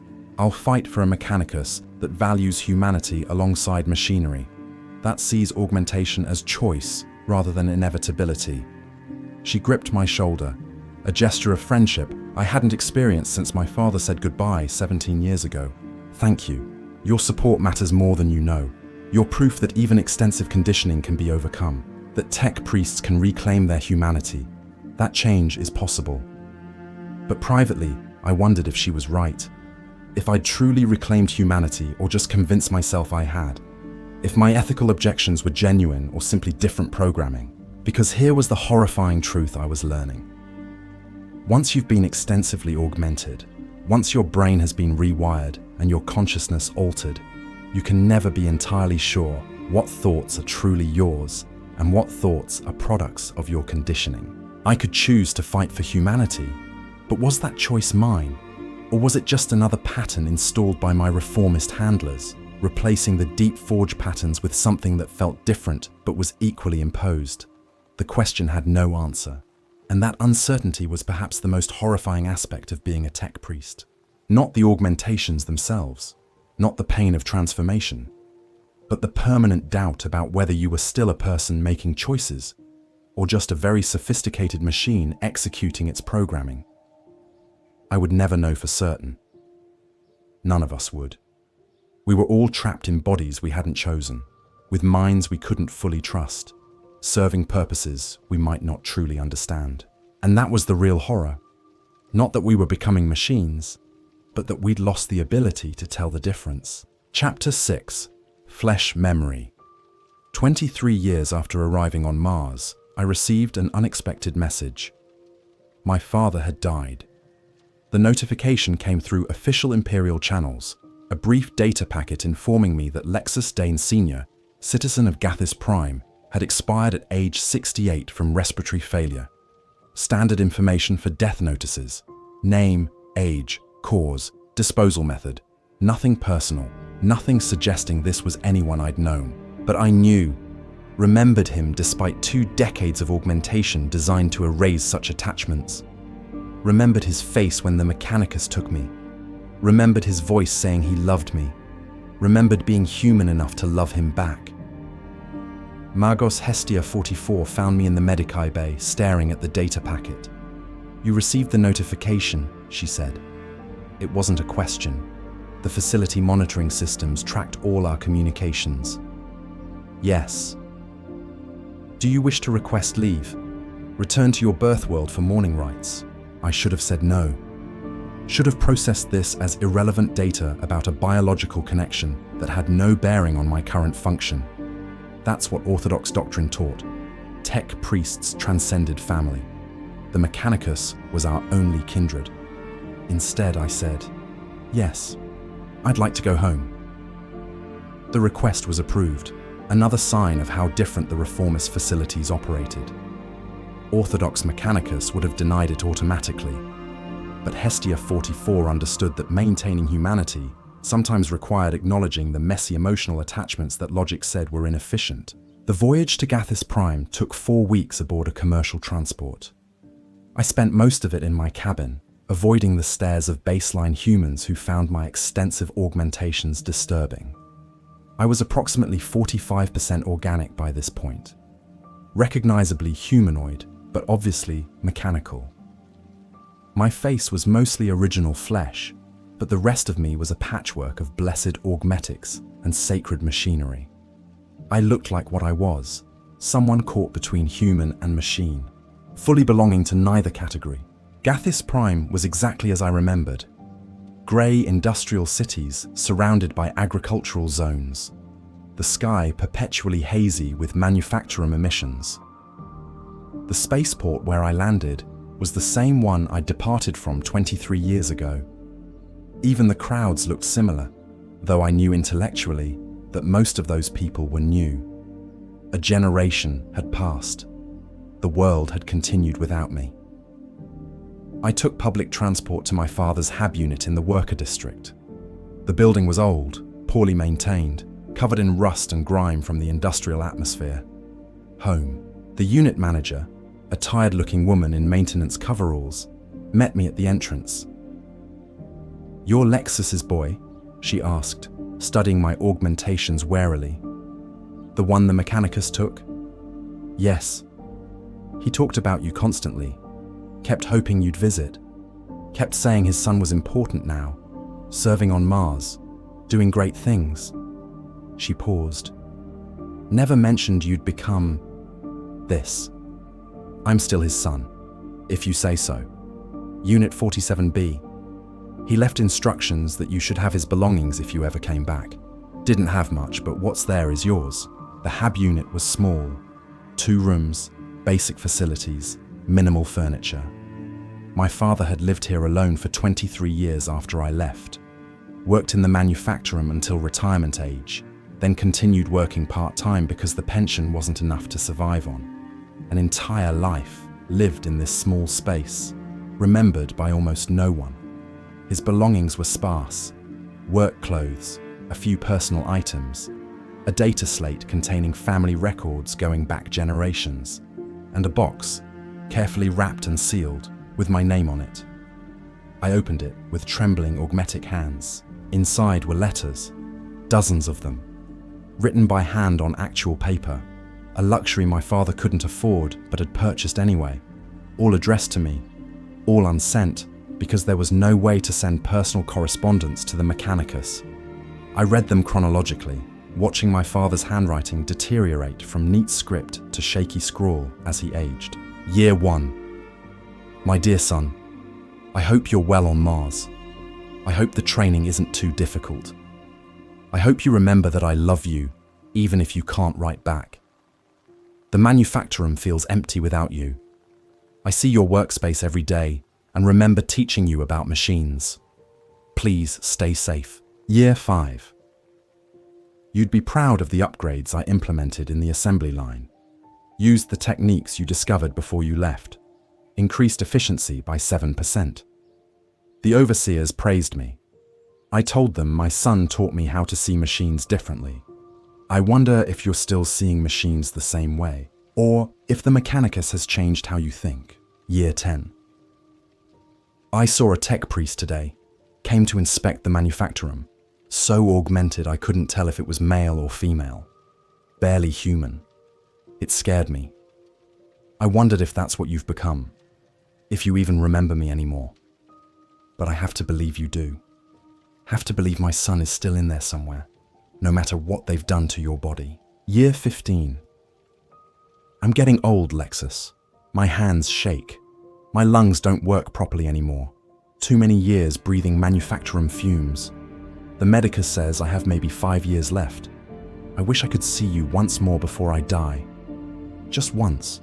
Just to know you're all right. To tell you that I was proud of you, that I loved you, that I'm sorry the Mechanicus took you, but I couldn't stop them. Year 20. I don't think you're coming back. I understand. You have important work. The Omnissiah needs you more than one old man does. But I want you to know that I never stopped thinking about you. Never stopped loving you. You were the best thing I ever built. Better than any machine. Whatever you've become, wherever you are, you're still my son. The final letter was dated 3 months before his death. Year 23. I'm dying, Lexus. The medici won't say it directly, but I can feel it. My body is failing. I hope the Mechanicus has replaced enough of you that you'll never experience this. The humiliation of flesh betraying you, of everything slowly shutting down. Maybe they were right. Maybe flesh is weak. But it was my flesh, and it gave me you, so I can't entirely regret it. If you ever receive these letters, know this. I was proud every day. I loved you every day. And whatever the Mechanicus made you into, you'll always be my son. Always be human to me. Don't forget that. Don't forget who you were. I sat on the floor of my father's hab unit, surrounded by his meager belongings and his letters, and I cried. Not efficiently, not with logical justification. Just raw, messy, human grief for the man who'd loved me unconditionally and died hoping to see me once more. My augmetics didn't know how to process crying. My cortical implant tried to categorize it as system malfunction. My logic engines flagged it as inefficient emotional response requiring suppression. But I cried anyway, because underneath all the machinery, underneath all the conditioning, underneath 23 years of transformation, I was still Lexus Dane, still the son who'd been taken from his father, still human enough to mourn. The tears shorted out several facial augmetics. I'd need repairs before returning to Mars. Didn't care. I spent 3 days on Gathis Prime, attended my father's memorial ceremony, a small gathering of his co-workers and neighbors, none of whom recognized me. They saw a tech priest, not the boy who'd left 2 decades ago. I didn't correct them. I arranged for his remains to be interred properly, using my Mechanicus salary to pay for cremation and a place in the worker memorial gardens. It was more than he could have afforded himself. I packed his letters carefully, sealing them in a waterproof container I could keep with me. Physical objects were rare in the Mechanicus. We dealt primarily in data, but these letters were important in ways data couldn't capture. They were proof that I'd been loved, that I'd mattered to someone as a person, not as a resource. On my final day, I visited the manufactorum where my father had worked. The same facility where I'd been selected by the Mechanicus, the place where my transformation had begun. It looked smaller than I remembered, dirtier. The equipment was outdated, at least 40 years old, maintained through ritual and prayer rather than proper engineering. I could see a dozen inefficiencies, design flaws, optimization opportunities. The old me, the deep forge me, would have suggested immediate upgrades, augmentation of the workforce for enhanced productivity, servitor conversion of inefficient workers. But the current me just saw people. Humans doing difficult work in poor conditions for minimal pay, trying to survive in an imperium that viewed them as disposable resources. The shift supervisor recognized my Mechanicus robes and approached nervously. "Can I help you, honored tech priest? Is there a problem with our compliance reports?" "No problem. I'm just visiting. My father worked here, Lexus Dane Sr. I wanted to see the place once more before I returned to Mars." The supervisor's expression changed. "Lexus, you're his son, the one who was selected. Yes, he was proud of you, talked about you all the time, said his son was on Mars, serving the Omnissiah, doing important work. He paused. Didn't mention what it cost you. I looked down at my augmetic hands, at the exposed cables and machinery that had replaced so much of my original body. No, he wouldn't have. He believed I was blessed, honored, elevated above baseline humanity. Maybe I am. Or maybe I'm just what happens when the Mechanicus takes a 17-year-old boy and transforms him into a tool. That's heresy, isn't it? Questioning the Mechanicus? Probably. But I've committed worse heresies, and I'm still trying to figure out if they were sins or the only good things I've done. I left the manufactorum and returned to the spaceport for departure. On the voyage back to Mars, I read my father's letters again and again, memorizing them, storing them in my cortical processor where they'd be preserved perfectly forever. They were my anchor, my reminder, my proof that I'd been human once and that humanity, however buried under machinery, was worth preserving. When I arrived at Medicae Complex Theta 9, Magos Hestia 44 noticed the change immediately. Your morning was productive, she observed. You seem more centered, more certain of purpose. I remembered why I chose the reformist path, why preserving humanity matters. My father loved me when I was just a scared boy, loved me even after I'd been transformed into this. I gestured at my augmented body. That kind of love, irrational, inefficient, completely illogical. That's what we're fighting to preserve. The capacity for connection that transcends utility, for relationships that serve no purpose except to remind us we matter. That's beautiful, Lexus. She'd used my first name, not my designation number, not my formal title, just the name my father had given me. Thank you for the leave, I said, for understanding that I needed to go home. Orthodox Mechanicus would never have allowed it. Orthodox Mechanicus produces efficient machines. We're trying to produce whole people who happen to have mechanical enhancements. It's a crucial difference. Over the following months, I worked with renewed purpose, treated patients with greater empathy, counseled people facing augmentation decisions with understanding of what they'd be sacrificing, became an advocate not for rejecting augmentation.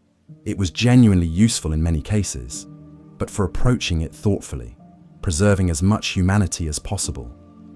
I started teaching classes at the facility, informal sessions where I shared my experiences, the horror of forced transformation, the trauma of servitor creation, the isolation of losing your humanity, the joy of reclaiming it. Other tech priests attended, mostly younger ones, recently initiated, still struggling with their augmentations, still remembering what it felt like to be fully human and mourning what they'd lost. You give us hope, one of them said after a session. Hope that we can survive this, that we can be both machine and human, that we don't have to lose ourselves completely. You won't lose yourselves, I promised. Not if you fight to remember who you are, not if you refuse to let the augmentations define you completely. The machinery is part of you now, yes, but you're not just machinery. You're people with mechanical enhancements. Never forget the first part of that description. It was the lesson my father had taught me through 23 years of letters written to someone who couldn't read them. That humanity, connection, love, irrational devotion was worth preserving even when it served no logical purpose. That we were more than the sum of our components, biological or mechanical. That being remembered as a person, not a resource, mattered more than any efficiency metric. The Mechanicus had tried to erase that truth from me through augmentation and conditioning, but my father's love had preserved it, kept it alive through 2 decades of transformation, reminded me, even after his death, what I was fighting for. I was Lexus 7749, Adeptus Biologis of the Mechanicus, but I was also Lexus Dane, son of a manufacturing worker who'd loved me unconditionally, and I would never forget which identity mattered more. Chapter 7. The Schism. The war came in my 30th year on Mars. Not suddenly, The Mechanicus doesn't do sudden, but gradually, inevitably, like a machine grinding toward catastrophic failure, despite all attempts at maintenance. The proximate cause was a debate over servitor creation protocols that had been simmering for decades. The reformists wanted stricter ethical guidelines, servitors only from vat-grown bodies or volunteers, never from failed initiates or convicted criminals without rigorous review. The orthodox faction saw this as wasteful. Human resources should be utilized efficiently, and converting failures into useful tools was peak efficiency. The debate escalated. Reformed Forge Worlds began refusing to accept servitors from orthodox facilities, claiming they were ethically tainted. Orthodox Worlds retaliated by cutting off technology transfers. Trade networks collapsed. Diplomatic relations fractured. And then someone, we never found out who, destroyed an entire servitor manufacturing facility on Metallica, killing 300 tech priests and liberating 10,000 servitors in various stages of creation. The Orthodox faction called it terrorism. The Reformists called it liberation. Both sides mobilized their Skitari forces. The Mechanicus civil war had begun. Medici Complex Theta 9 was quickly converted into a forward medical station. We weren't combat personnel. Our value was keeping wounded reformist tech priests functional enough to return to battle. But we were still targets. Orthodox forces would happily eliminate reformist facilities if they could reach us. Magos Hestia 44 assembled the entire staff in the central chamber. "I won't force anyone to stay," she announced. "This facility will be a military target. Orthodox strike teams will attempt to destroy us, either through direct assault or orbital bombardment if they gain space superiority. Anyone who wants to evacuate to safer locations can do so without judgment, but I'm staying. This facility represents everything we've been fighting for, a Mechanicus that values healing over conversion, humanity over efficiency, choice over compulsion. I'll defend it until I can't anymore." Most of the staff stayed. Some evacuated, baseline humans mostly, people who'd never signed up for war. I didn't blame them. This wasn't their fight. But for those of us who'd experienced the horror of Orthodox Mechanicus firsthand, this was exactly our fight. Torin, now a fully trained Medici despite his lack of augmentation, volunteered for combat medical duty. "You don't have to do this," I told him. "You're not even Mechanicus. You're a rescued failure. You could leave Mars entirely, find someplace safe, and let the Orthodox faction win. Let them keep converting people like you tried to convert me. No, I'm staying. I'm fighting. Even if all I can do is patch up the wounded and remind them why we're doing this." I gripped his shoulder, a gesture of friendship and respect. "Try not to die. I've already saved you once. I don't want to repeat the experience. I'll do my best. You try not to die either. The reformist movement needs people like you, people who've been inside the Orthodox system and rejected it." The first attacks came within a week. Orthodox Skitari strikes against reformist facilities across Mars. Medici Complex Theta 9 was hit by a surgical strike team, 3 squads of cybernetically enhanced soldiers equipped with advanced weaponry. Our defenses were minimal. We had security servitors and a handful of combat-trained tech priests, but we were primarily a medical facility, not a fortress. The attack lasted 43 minutes. We lost 17 people, staff members killed while defending patients. The Skitari killed efficiently, targeting anyone who resisted, executing wounded reformist soldiers in their medical beds. I was treating a patient when the Skitari breached our section. 3 of them, weapons hot, moving with mechanical precision through the facility. They saw me, an obvious tech priest, working on a wounded reformist soldier. "Step away from the heretic," one commanded. I didn't move. "This is a medical facility. These are non-combatants. You're violating every convention of warfare. Reformists have no rights under Mechanicus law. You chose heresy. Now accept the consequences." He raised his weapon, and something in me, 23 years of suppressed rage at what the Mechanicus had done to me, what I'd done in the Deep Forge, what was being done to countless others, something broke free. I activated my augmetic combat protocols. Hadn't used them in years. Barely remembered I had them. Legacy modifications from deep forge training that I'd never removed. I moved faster than baseline human possible. Augmetic muscles, optimized reaction times, cortical processor calculating attack vectors. I killed the first Skitari before he could fire. Crushed his skull with an augmetic fist. Took his weapon. Shot the second. Used the third's momentary hesitation to close distance and tear out his throat with bare hands. It took 9 seconds. 9 seconds from non-combatant medici to triple killer. I stood over the bodies, covered in blood and lubricant, breathing hard through my augmetic lungs. Torin found me there minutes later. Looked at the dead Skitari. Looked at me. "I didn't know you could do that," he said quietly. Neither did I. Didn't remember they'd installed combat augments during deep forge training. Didn't think I could actually kill people. But you could. You did. Yes. I looked at my augmetic hands, now stained with blood. Turns out the deep forge training was more comprehensive than I realized. They made me a servitor crafter, but they also made sure I could defend Mechanicus assets if necessary, just in case. Does that change things? Knowing you're partly a weapon? Everything about me is a weapon, Torin. Every augmentation, every modification, every piece of blessed machinery they installed, all of it was designed to make me useful to the Mechanicus. Whether that usefulness is creating servitors or killing their enemies doesn't really matter. I'm still a tool.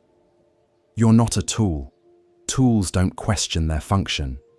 You chose to defend this facility. Chose to protect patients instead of following orthodox orders. That's not programming. That's character. I wanted to believe him. But after watching myself kill 3 people in 9 seconds, I wasn't sure character was the right word. Maybe I was just a different kind of programmed. Maybe the reformists had simply replaced orthodox programming with their own version. The Skitari attack failed. We repelled them, though at significant cost. But it proved that Medicae Complex Theta 9 was now an active military target. Hestia 44 reorganized the facility for survival. Combat servitors at all entrances. Defense turrets installed. Medical staff trained in basic combat protocols. We remained a medical facility, but now we were a fortified medical facility. The war escalated over the following months. Battles between Skitari forces. Forge worlds bombarding each other from orbit. Titan legions marching across the Martian surface, crushing everything in their path. The Imperium itself was torn. Some Forge worlds sided with orthodoxy, others with reform. Many tried to remain neutral, which satisfied no one. And in the middle of it all, I kept working. Kept treating wounded. Kept saving lives when I could, and mourning when I couldn't. I also kept killing. The combat augments I'd forgotten about became crucial. When orthodox forces attacked, which happened regularly, I fought. Killed with efficiency that would have made my deep forge instructors proud. Each death added to my tally. 473 servitors created. Now dozens of Skitari killed. Hundreds, if I counted the battles where I couldn't confirm individual casualties. I was becoming a killer twice over. First through conversion, now through combat. The irony was not lost on me. "You're troubled," Hestia 44 observed during a rare quiet moment between attacks. "I'm killing people to protect the movement that's supposed to value human life. The contradiction is overwhelming." Is it though? The Orthodox faction would convert everyone in this facility if they captured us. Turn us into servitors or worse. You're not killing people, you're stopping conversion, preventing the very atrocity we oppose. That's rationalization. They're people too, however orthodox their beliefs. They're following the doctrine they were taught, same as I followed Deep Forge doctrine. Killing them doesn't make me better than what I was. Perhaps not better, but more protective. More committed to ensuring others don't suffer what you suffered. That's worth something. Is it? Or am I just finding new ways to be a monster? New justifications for violence? She didn't answer. Maybe there was no good answer. Maybe being a tech priest meant being trapped in moral contradictions. serving the Omnissiah through methods the Omnissiah would condemn, protecting humanity by killing humans, fighting for freedom through obedience to reformist authority. Maybe the horror of being a tech priest wasn't just the physical transformation, it was the moral transformation. The slow erosion of ethical certainty until you couldn't tell right from wrong anymore, could only pick the least terrible option and hope it wasn't too terrible. The war continued for 18 months before the armistice. Not peace. The Mechanicus would never achieve true peace again, but exhaustion.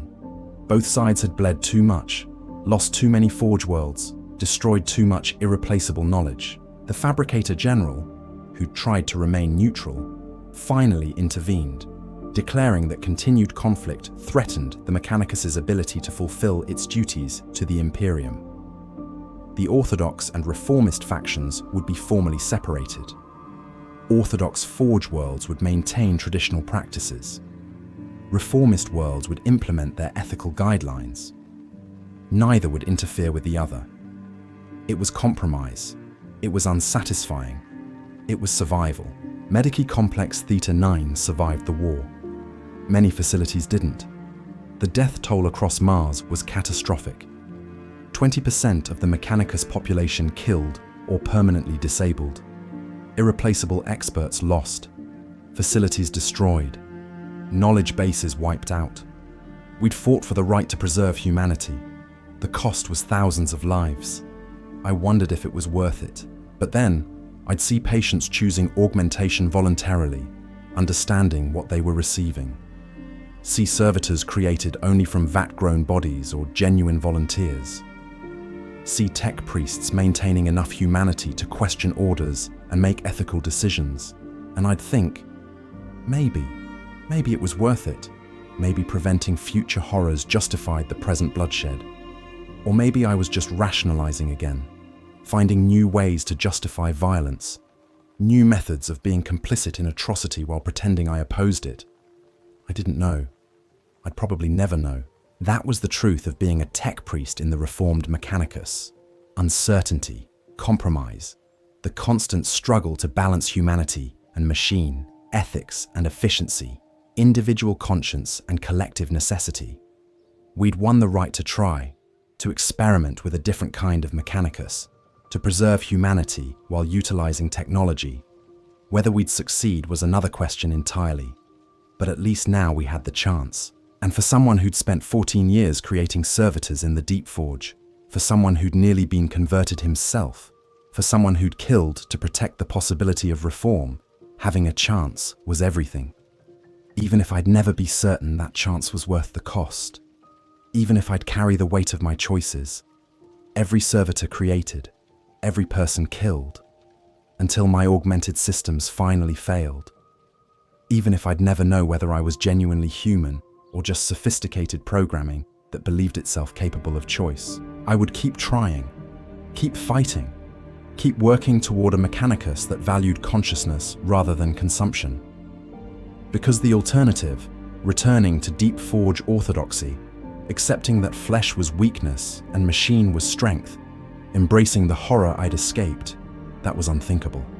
I was Lexus 7749. I was Lexus Dane. I was tech priest and human, machine and flesh, killer and healer.